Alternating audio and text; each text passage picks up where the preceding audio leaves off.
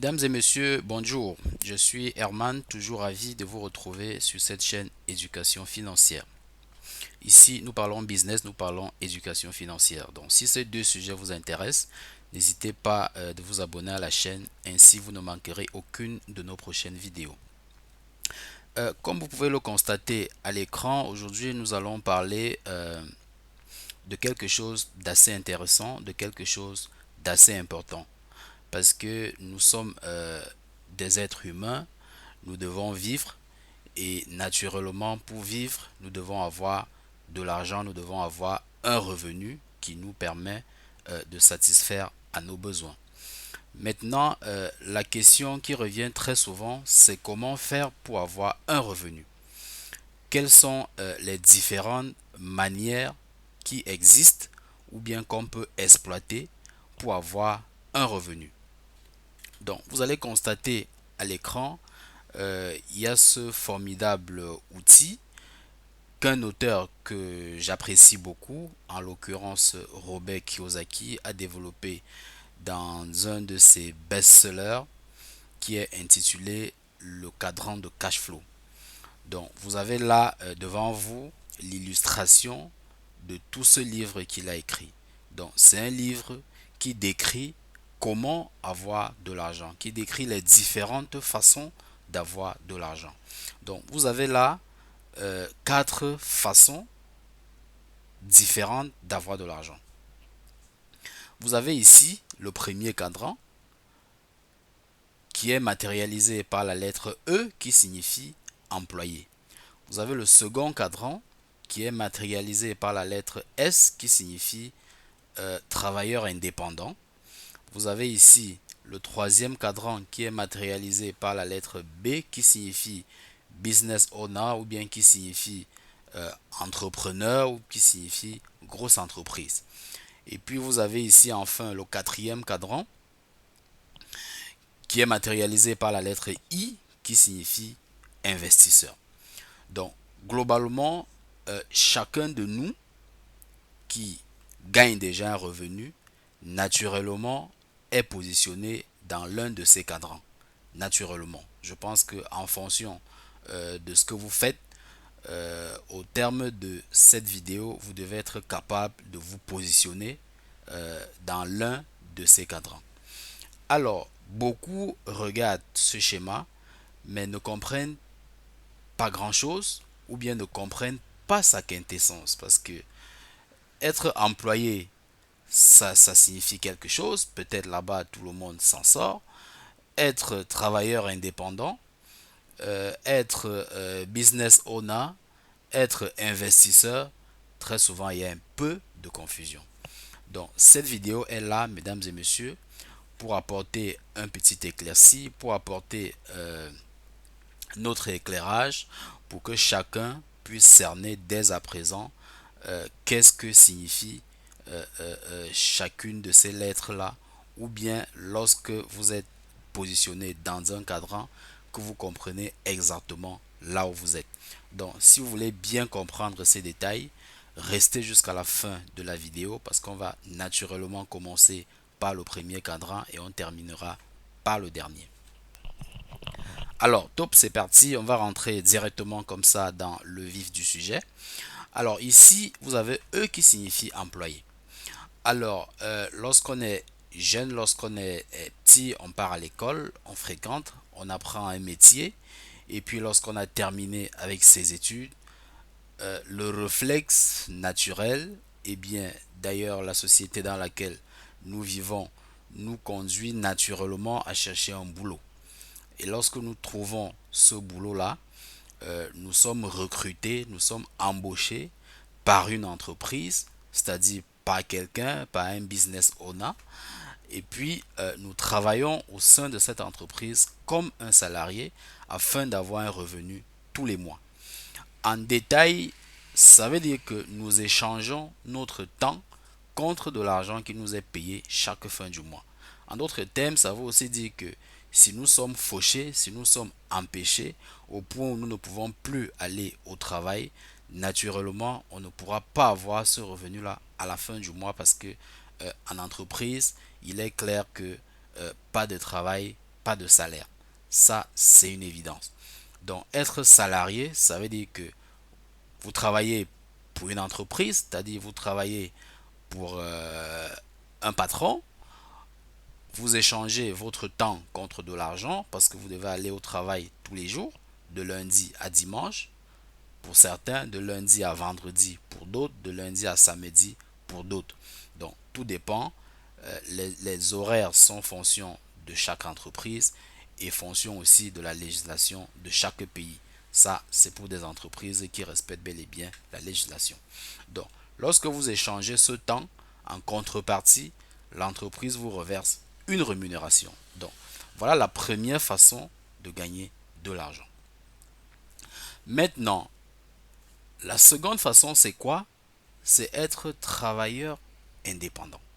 Dans la première façon, on est d'accord que pour être employé, il faut avoir un savoir-faire. Il faut avoir un savoir et un savoir-faire. Il faut avoir une compétence. Parce que vous allez aller travailler. Le travail, ça veut dire mettre en œuvre une compétence que vous disposez au service ou bien au profit d'une entreprise pour amener cette dernière à atteindre ses objectifs. Voilà ce que c'est que être salarié. Et vous êtes payé pour cela. Maintenant, une fois que vous êtes salarié, vous pouvez travailler pour que votre revenu augmente. Vous pouvez travailler pour que votre rémunération augmente au vu de la notation que vos chefs, que vos supérieurs hiérarchiques vont vous donner. Donc, ainsi, vous allez entrer dans une entreprise peut-être en tant que junior, après vous allez passer senior, après vous allez passer chef de service, après vous allez passer peut-être chef de département, ainsi de suite. Donc, dans les entreprises, il y a cette hiérarchie et généralement, les salariés travaillent à gravir cette hiérarchie pour améliorer leur rémunération parce que plus vous grimpez dans la hiérarchie, généralement votre salaire connaît une augmentation parce qu'on estime que vous produisez davantage et on estime que vous devenez un responsable et pour cela on vous donne une contrepartie qui vient augmenter parfois considérablement votre rémunération. Ensuite, la seconde façon d'avoir un revenu, c'est d'être travailleur indépendant. Un travailleur indépendant, c'est quelqu'un qui a une compétence et qui décide de travailler pour son propre compte. C'est-à-dire que cette personne est son propre patron. Voilà.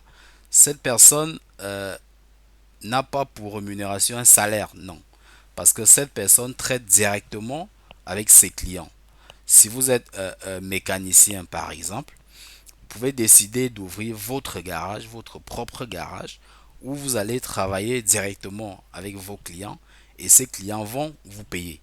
À ce moment-là, vous n'êtes pas un business owner, mais vous êtes plutôt un travailleur indépendant.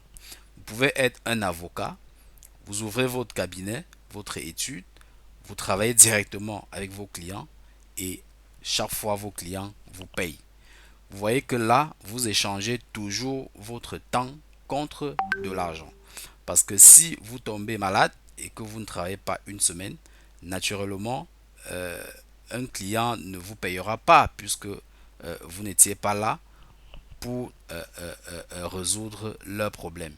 Donc en réalité, lorsque vous êtes de ce côté, le point commun, c'est que ces deux personnes échangent du temps contre de l'argent. Ces deux personnes, si elles sont fauchées de telle sorte qu'elles ne peuvent pas aller au travail, la conséquence directe, c'est qu'elles ne pourront pas avoir de revenus.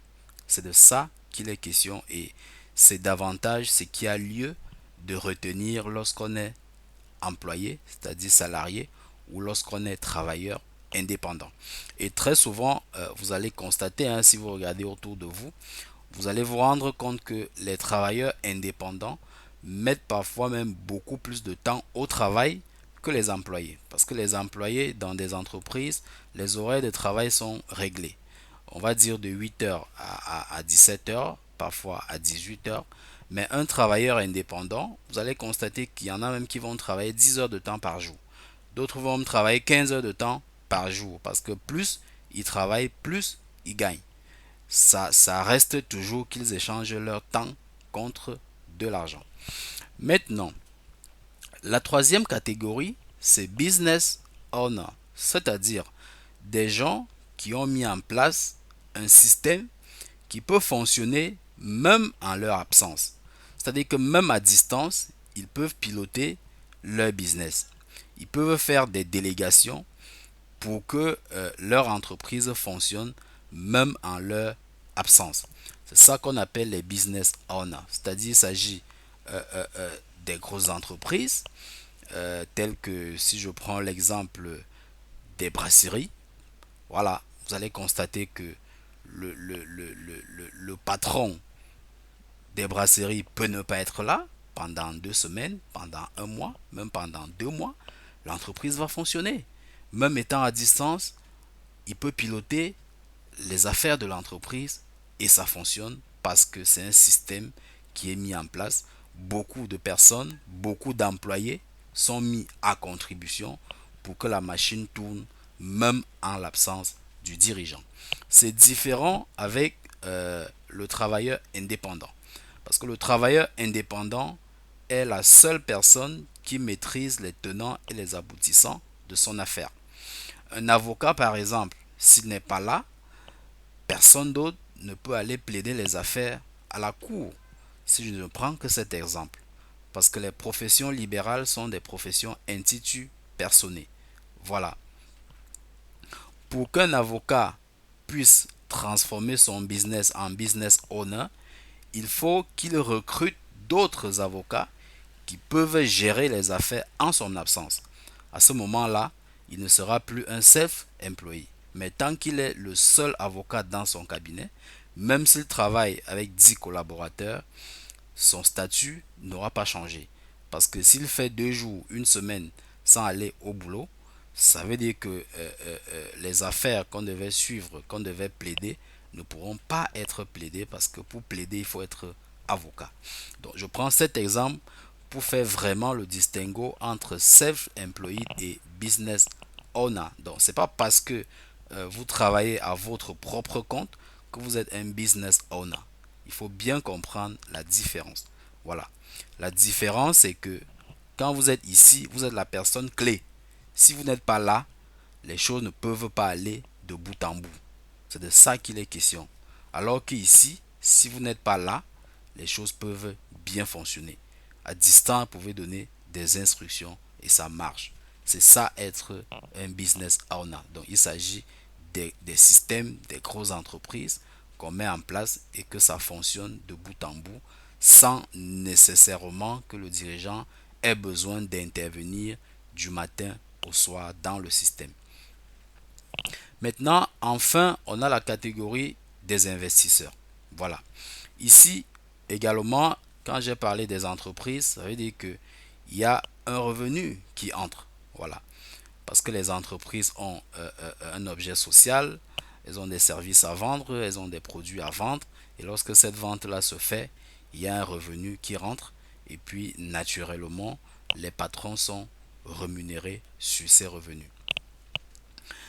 Enfin, on a la catégorie investisseur. Alors, un investisseur, c'est quelqu'un, ça peut être une personne physique ou une personne morale, qui met son argent dans une affaire qui marche, qui met son argent dans un business dans l'optique d'avoir un retour des intérêts. C'est ça un investisseur. Un investisseur, c'est quelqu'un qui trouve une affaire qui fonctionne déjà, il y injecte son argent et en contrepartie, on lui reverse périodiquement des intérêts. C'est ça l'investissement. Donc, vous allez certainement voir que parfois il y a des entreprises qui ouvrent leur capital. Il y a des entreprises qui rentrent en bourse. Lorsque ces entreprises rentrent en bourse, elles recherchent des investisseurs, c'est-à-dire des gens qui viendront acheter des actions, qui viendront acheter des parts sociales dans leurs entreprises. Et en fin d'année, lorsqu'il y aura des bénéfices, ces bénéfices-là seront redistribués proportionnellement aux actions ou bien et aux parts sociales que chacun des investisseurs détient. Donc, lorsque vous êtes un investisseur, vous obtenez en fait ce qu'on peut appeler un revenu passif. Parce que là, vous ne travaillez pas dans les entreprises dans lesquelles vous avez investi. Vous ne travaillez pas dans les business dans lesquels vous avez investi. Non. Les business sont déjà établis. Les business ont des gens qui travaillent là-bas en tant que salariés. Maintenant, vous, en tant qu'apporteur de capitaux dans ces business-là, vous croisez tout simplement les bras. Tout ce que vous faites, c'est que ces business-là fonctionnent normalement. Parce que si en fin de période, le business n'a pas généré des bénéfices, naturellement, vous n'aurez pas un, un, un, un, vous n'aurez pas un dividende. C'est de ça qu'il est question. Donc, globalement, voilà les quatre façons de gagner de l'argent dans la vie. Donc, soit vous êtes un employé, soit vous êtes un travailleur indépendant, soit vous êtes un business owner, c'est-à-dire vous mettez en place un système qui travaille et qui génère un revenu même en votre absence, soit vous avez déjà une épargne assez importante, assez consistante, qui vous permet d'investir dans des business qui fonctionnent déjà pour espérer avoir en retour des dividendes. Maintenant, une fois ces explications données, chacun peut regarder ce qu'il fait actuellement et se positionner dans ce cadran-là. Mais le plus important, c'est de comprendre que c'est pas parce que je suis employé aujourd'hui que je vais demeurer dans ce cadran. C'est pas parce que je suis travailleur indépendant aujourd'hui que je vais demeurer toute ma vie dans ce cadran. C'est pas parce que je suis business owner aujourd'hui que je vais demeurer toute ma vie dans ce cadran, ainsi de suite. Le plus important, c'est de savoir que lorsque vous êtes dans un cadran, vous devez travailler pour passer d'un cadran à un autre, ainsi de suite. Maintenant, comment le faire? Je pense que cela fera l'objet d'une de nos prochaines vidéos. Pour ne pas être long, parce que nous avons constaté que les gens n'aiment pas regarder les longues vidéos de bout en bout, nous prenons ça en compte et nous faisons des courtes vidéos pour qu'elles soient entièrement regardées. Mesdames et messieurs, si la vidéo vous a plu, n'hésitez pas de nous marquer un petit pouce, n'hésitez pas de nous laisser vos avis en commentaire et nous ferons le plaisir de vous répondre. Merci encore une fois de plus et restez scotchés à la chaîne. À très bientôt pour une précédente vidéo.